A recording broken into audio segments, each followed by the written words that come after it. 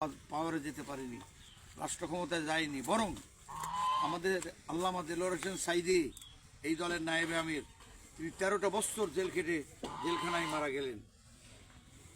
এই ইসলামের জন্য আমাদের নেতাদেরকে ফাঁসি দিয়েছে সরকার। নিজামী সাহেব, মুজাহিদ সাহেব, কাদের মোল্লা, কামরুজ্জামান, মীর কাসিম আলী মিন্টু সহ হাজারো শহীদের রক্তে গড়া আমরা এদেশে ইসলামী আন্দোলনকে জোরালো করছি।